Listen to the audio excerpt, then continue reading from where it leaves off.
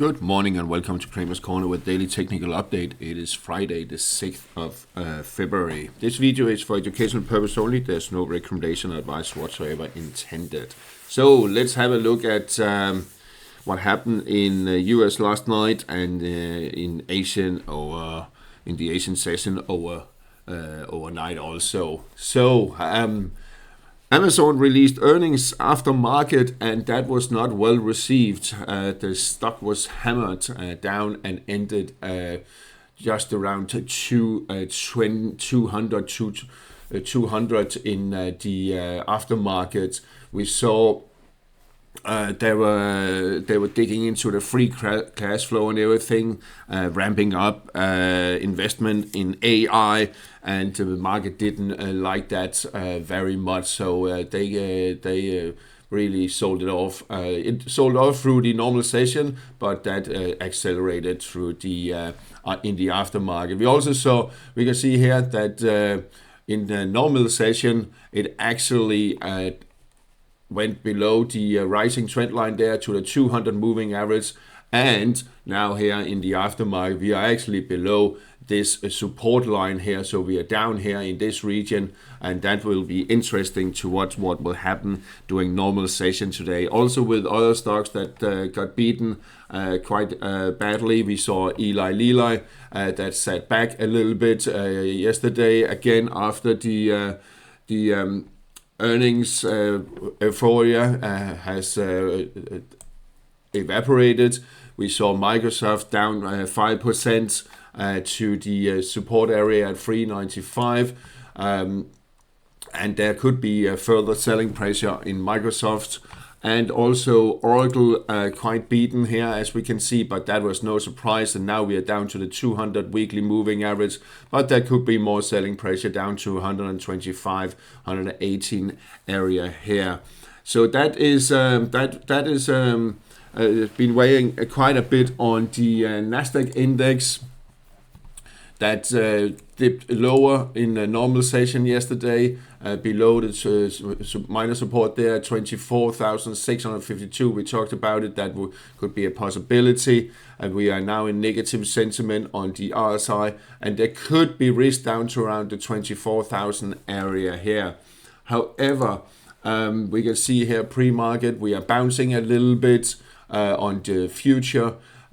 But still there's risk down to around the 24,000. So let's see how the week will close. So that is a little bit of a pressure coming in there. S&P 500 did also sell off a bit, but it's not in the same mode as S&P 500. Yes, we did close below 40 threshold there on the RSI, and we are now in negative sentiment, but we are still above the cloud. We're still above 100 moving average, and we closed above the support there at 6,789. So that is key to watch that level. And pre-market, let's see what's going on in the futures market. We dipped a little bit lower in the aftermarket overnight here, also in Asia, but then we have bounced a bit from the lower part of the cloud.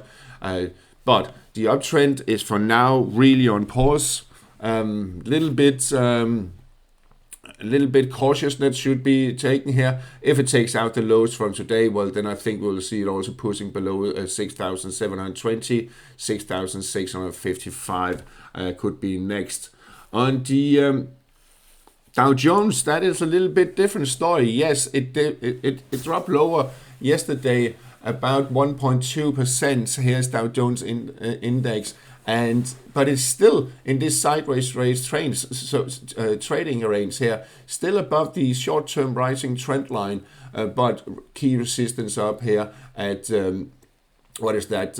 Just above 49,650. So it is still doing okay. With some of the old school stocks is still doing okay. Some of the farmers, some of the oil, and some of the banks are still holding it up. And pre-market here or on the future dipped a little bit below the rising trend line there, but still above 48,488 and above 55 moving average. So there's still some hope for EuroStoxx, at least at the moment. On the small caps, they got also beaten a little bit yesterday, 1.7% lower on the small caps. The Russell 2000 index, illustrated here with the ETF, below 258, and is under pressure.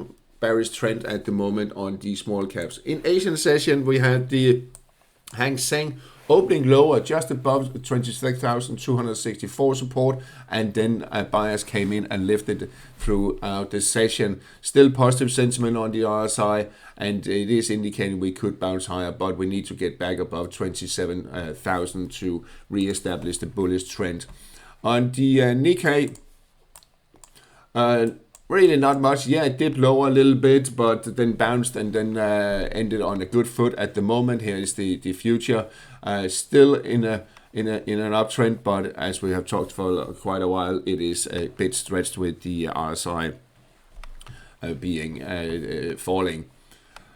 European market, EuroStoxx50 lower yesterday, dragged down by after the US Open, because it actually opened quite okay.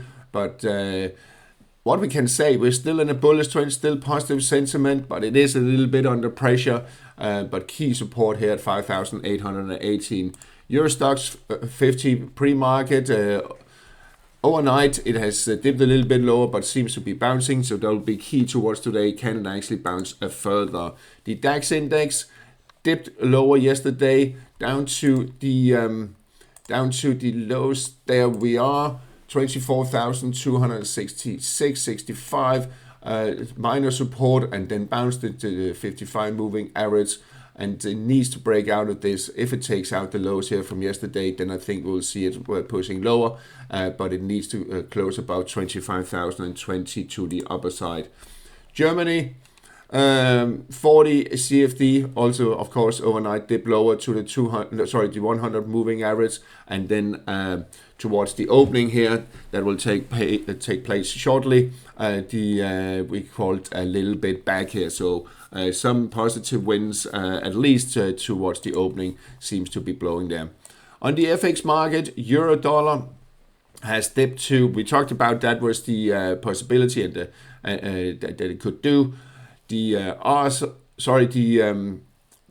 falling trend line here just above it, and the 61.8 retracement testing it this morning here at 117.64. And could it bounce? I think if it takes out the spike up there at 118.40, then we will see it bouncing further back and could be resuming uptrend. Still positive sentiment, no divergence, indicating we are likely to see euro dollar bouncing back.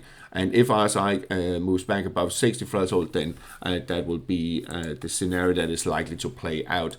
Also, sterling dollar bounced from the 61.8 retracement to 135.20, just above this minor support there, but 61.8 support there.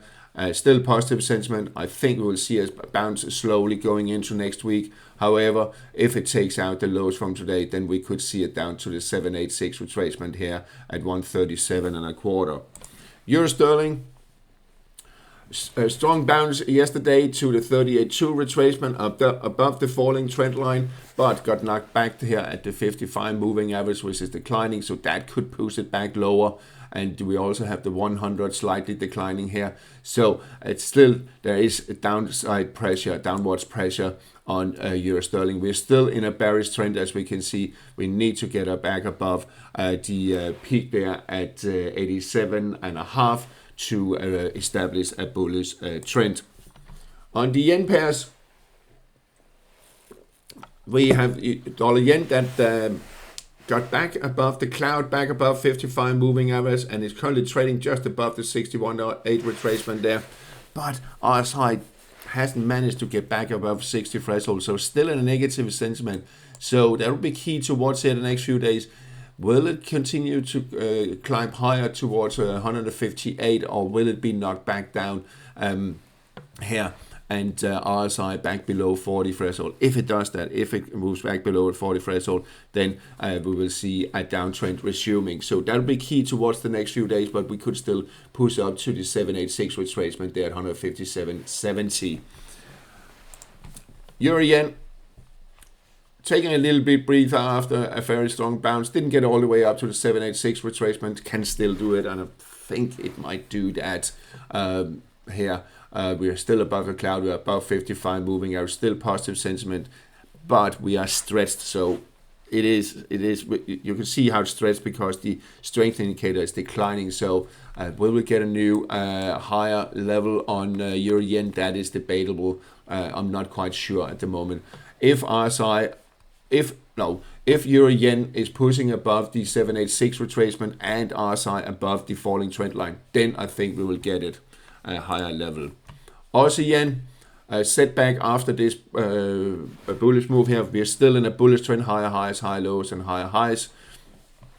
It is stressed, as you can see, with the RSI declining, but still the trend is in session. Unless it takes out the lows from today, then I think we'll test the lower rising trend line there. But the uptrend is intact, and I still think we could see it pushing higher towards 111. Sterling yen got knocked down here and back to the 61.8 retracement there, 211.65. And it bounced quite nicely this morning here. Could it continue to bounce? That is the bell. If it takes out the lows from today, then I think we can see it down to 210.75, possibly around 209.80. Aussie dollar, a little bit of a setback again here to the 38.2 retracement. Will we see a larger correction? That is a possibility. If it takes out the lows from today, then I think we could see it down to the 68 level here at the 61.8 retracement. So keep an eye on that if you're trading Aussie dollar, what it will do, or will it bounce back if it takes out the peak there from the 3rd of February at 70.5, then I think we will see higher levels towards 72. Dollar Canada up to the 50% retracement of this downtrend here. Can still spike up to the 61.8 retracement there at 137.57. So let's see if that scenario play out. It is a little bit stressed, and we still have negative sentiment on the RSI. I think we will see it turning south eventually, but there's still potential up to this level here before we push lower. On the Swiss franc caught in this range trading behavior here, and it needs to break out on 92.17. So I would say 92.20. Always add a little bit, and also to the downside below 91.20. Dollar Swiss got rejected there at 50% threshold, so that will be key towards the next few days. What will it do? Can it actually push up to the 61.8 at 78.70? It is not that normal we see a 50% correction only. Usually it's 61.8 or 78.6, but it does happen from time to time.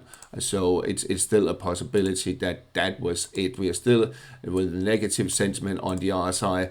And if it moves back below the 40 threshold again, then I think downtrend will resume, and I think it will be confirmed if it takes out 77 down here, if it starts sliding lower and RSI below 40 threshold. The dollar index got up to what I expected, to the 61.8 retracement there at around 97.80, just below the 98 level. There's still possibility it will do that, but I think actually it will start sliding lower here in possibly going into the next week. And if we move back below 97.13, then I think the sell-off will come back and be accelerated, especially if RSI is pushing back below 40 threshold there. Okay, a lot of action in the metals market once again, where where gold was not the most exciting one. Here we are on gold. It dipped lower yesterday to the 61.8 retracement of this bounce there, and then back to this 61.8 retracement there, and then it's bounced overnight, and it's still trying to push higher, and I think it will do that. We're still in a positive sentiment. There's no divergence on the RSI, so we are still there. So I think we will see it crawling slowly higher. However, if it takes out the lows from today, then I think we could see it down here to 45.5 again, and possibly also lower in this region here. It could be seen, but we have the 55 moving average coming up. You can see how it's been a support there, so I think it will push higher also in the near term and medium term future. A lot of action, a lot of volatility in the silver market, where silver suddenly got hit hard yesterday, selling throughout the session, continued overnight, dipping below the support there at $70, dipping to the lower part of the cloud just above the 100 moving average, and then it has bounced back.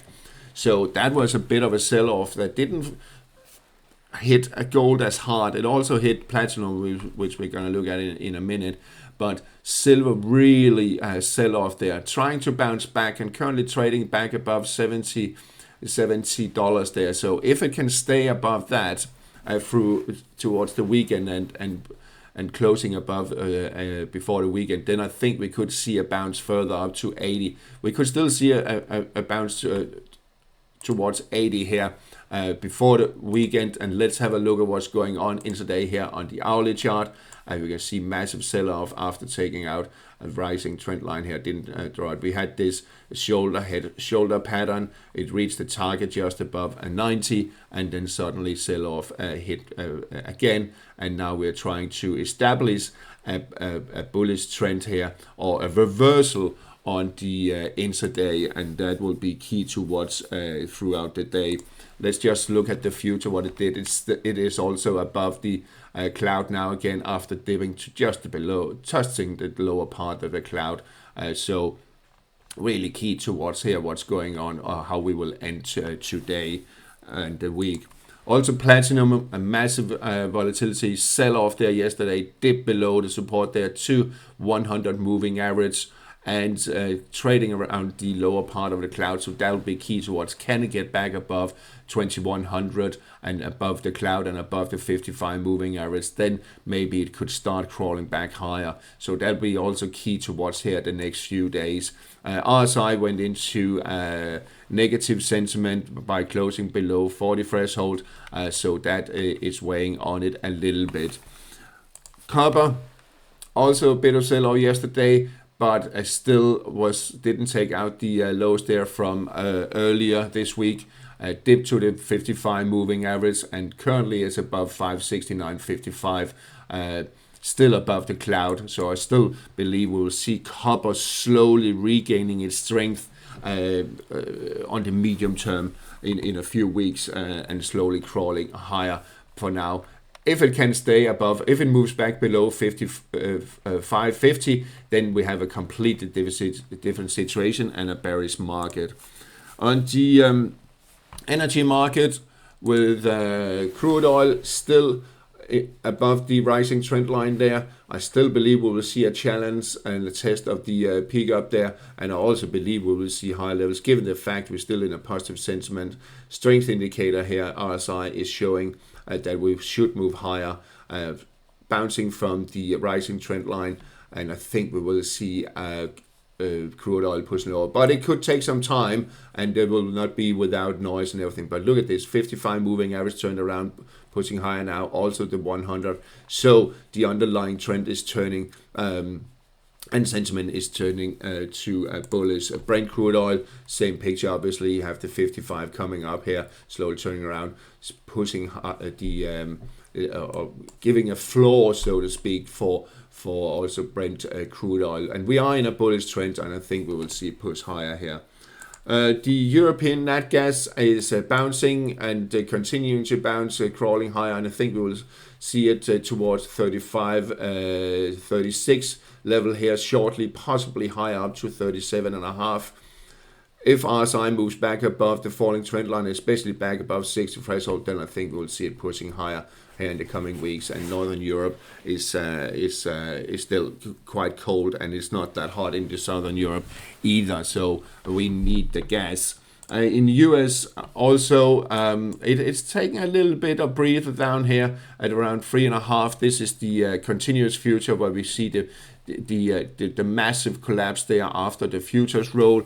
And if we're looking at the current future, which is the March future, it is also bouncing a little bit, but trading around $3.5 there. And it could do that for a little while. However, positive sentiment on the RSI, no divergence, indicating we could see a push up to around 375, possibly higher.